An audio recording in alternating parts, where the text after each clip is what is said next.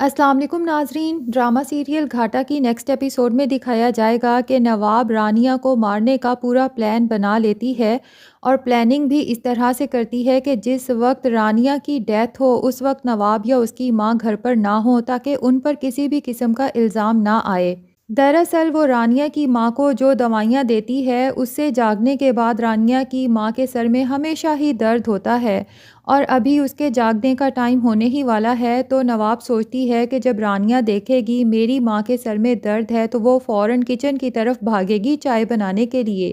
تو میں سلنڈر کھول کر چلی جاتی ہوں، جب ہر طرف گیس پھیلی ہوگی تو رانیہ کے چولہا آن کرتے ہی بھڑک سے وہ اڑ جائے گی اور بہت خوش ہوتی ہے یہ پلاننگز کرتے ہوئے، جبکہ اس کی ماں کہتی بھی ہے کہ نواب مجھے بہت ڈر لگ رہا ہے، لیکن نواب اپنی ماں کو کہتی ہے کہ ہمیشہ ایسے موقعوں پر تم مجھے ڈر کے دکھاتی ہو، مجھے ہمت دو تاکہ میں اپنے پلان میں کامیاب ہو سکوں، کیونکہ میں اب ان ماں بیٹی سے بہت عاجز آ چکی ہوں اور رانیہ سے تو مجھے اب خوف بھی آنے لگا ہے۔ جب وہ گھر میں ادھر ادھر پھر رہی ہوتی ہے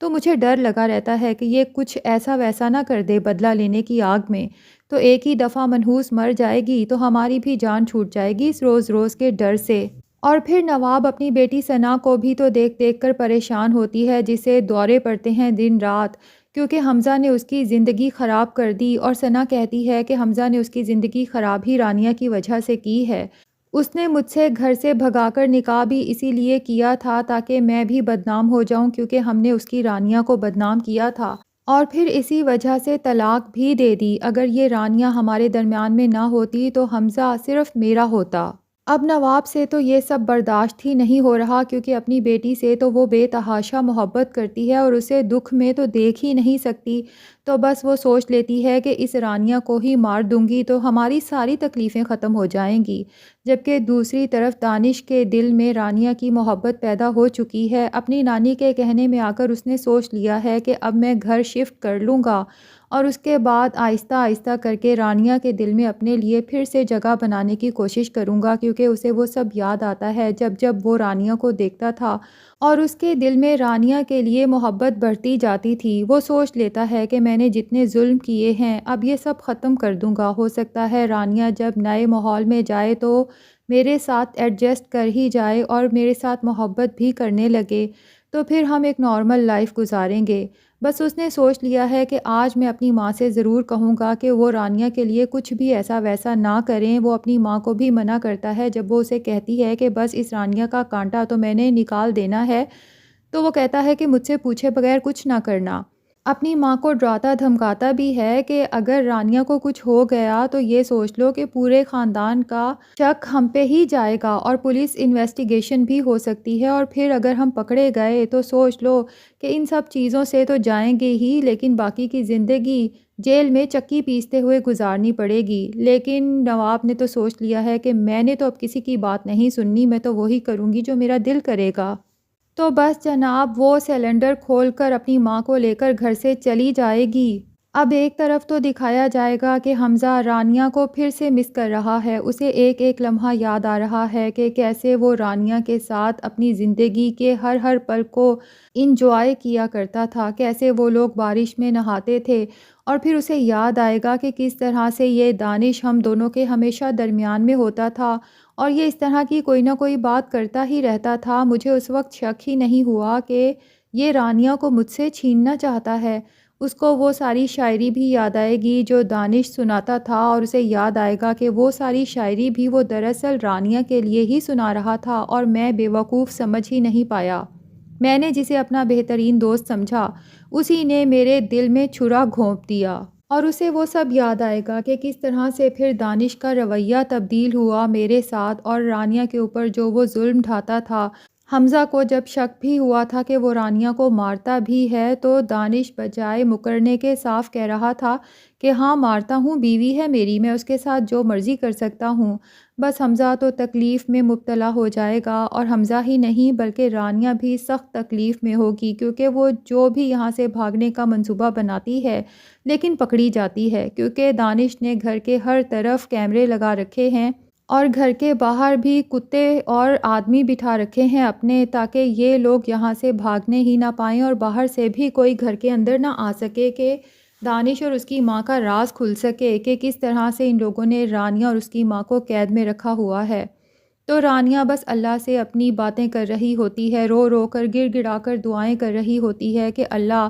پلیز ہمارے لیے کہیں سے کوئی غیبی مدد بھیج دے کہ ہم اس قید خانے سے نکل سکیں، اور اللہ سے ہی پوچھتی ہے کہ مجھے بتا دے یا اللہ کہ میں اکیلی ہوں، میں اپنی ماں کو بچانے کے لیے کیا کروں، کوئی راستہ ہی دکھا دے مجھے۔ اور اس دن رانیہ کا دل بھی بہت بے چین اور اداس ہوگا، اور وہ کمرے میں ادھر سے ادھر چکر لگا کر کہے گی کہ میرا دل آج اتنا بے چین کیوں ہے، جیسے کچھ بہت برا ہونے والا ہے۔ بہرحال جی، اب دانش جب گھر آیا ہے تو اس کی ماں تو گھر پر ہے ہی نہیں۔ وہ تھوڑی دیر ادھر سے ادھر بیٹھے گا، اپنی ماں کا انتظار کرے گا کہ وہ گھر آئے تو میں اس سے کہہ سکوں کہ آپ نے رانیہ کو کوئی بھی نقصان نہیں پہنچانا۔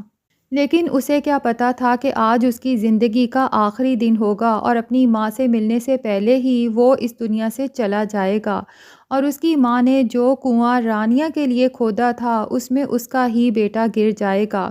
دراصل اسے کہیں سے بھی لائٹر یا ماچس نہیں ملے گی، تو وہ سگریٹ لے کر کچن میں چلا جائے گا اور ڈائریکٹ چولہے سے ہی سگریٹ جلانے کی کوشش کرے گا، اور یہی ایکشن مارتے ہوئے جیسے ہی وہ چولہا آن کرے گا تو ایک زوردار دھماکے کے ساتھ سلنڈر پھٹ جائے گا۔ اب رانیہ اور اس کی ماں کمرے میں ایک دم سے ڈر کے اٹھیں گی کہ یہ اتنا بڑا دھماکہ کہاں ہوا ہے، جبکہ حمزہ کے گھر میں بھی اس دھماکے کی آواز جائے گی تو اس کے ماں باپ بھی ایک دم سے ڈر جائیں گے کہ یہ دھماکے کی آواز کہاں سے آئی ہے، اور انہیں لگے گا کہ دھماکے کی آواز رانیہ لوگوں کے گھر کی طرف سے ہی آئی ہے۔ حمزہ بھی یہ آواز سن کر فوراً اس طرف بھاگے گا۔ اب نواب اور اس کی ماں تو گھر پہ ہے نہیں جو فوری طور پر دانش کو ہاسپٹل لے جا سکیں۔ جب حمزہ اور اس کے پیرنٹس وہاں پہنچیں گے اور رانیہ بھی دیکھے گی کہ یہ دھماکہ تو ہمارے ہی کچن میں ہوا ہے،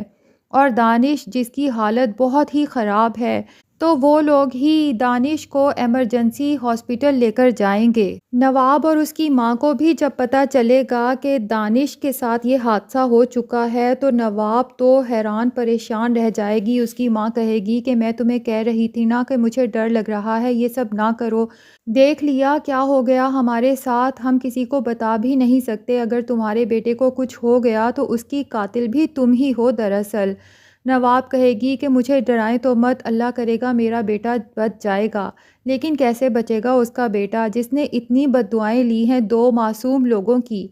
تو ڈاکٹر جب روم سے باہر آئے گا تو وہ کہے گا آئی ایم سوری، ہم پیشنٹ کو بچا نہیں سکے، اور بس پھر تو نواب اور اس کی ماں دونوں کا ہی رو رو کر برا حال ہو جائے گا۔ نواب تو نیم پاگل ہو جائے گی اور جا کر رانیہ سے معافیاں مانگے گی، کیونکہ اسے پتہ چل جائے گا کہ رانیہ کی ہی بددعائیں میرے بیٹے کو کھا گئیں، لیکن رانیہ اسے معاف نہیں کرے گی اور اسے کہے گی کہ خالہ میری بددعاؤں سے موت نہیں ہوئی تمہارے بیٹے کی، بلکہ تمہارے اپنے کارناموں سے اس کی موت ہوئی ہے، کیونکہ برائی کا انجام ہمیشہ ہی برا ہوتا ہے۔ تو ناظرین، دانش کا تو بہت ہی برا انجام ہوا، جس طرح سے اس نے رانیہ اور اس کی ماں کی زندگی کو تنگ کر دیا تھا، تو رانیہ کی آنکھوں سے تو ایک بھی آنسو نہیں ٹپکے گا، بلکہ وہ تو ہنس ہنس کر پاگل ہو جائے گی، کیونکہ ایک ایسا قیدی جسے امید ہی نہ ہو کہیں سے کہ وہ کبھی اس قید سے نکل سکتا ہے اور ایک دم سے اسے آزادی مل جائے، تو وہ تو بے یقینی کے عالم میں اسی طرح سے خوش ہوتا ہے۔ تو اب لگتا تو یہی ہے کہ آنے والی ایپیسوڈز میں نواب رو رو کر سارے خاندان کے سامنے رانیہ سے معافی مانگے گی اور اپنے کیے ہوئے مظالم بھی مان جائے گی، اور یہ بھی مان جائے گی کہ رانیہ کے کریکٹر پر جو الزام ان لوگوں نے لگایا تھا وہ بے بنیاد تھا۔ تو اگر آپ لوگ چاہتے ہیں اس ڈرامے سے اپڈیٹڈ رہنا تو پلیز ہمارے چینل کو سبسکرائب کر لیں۔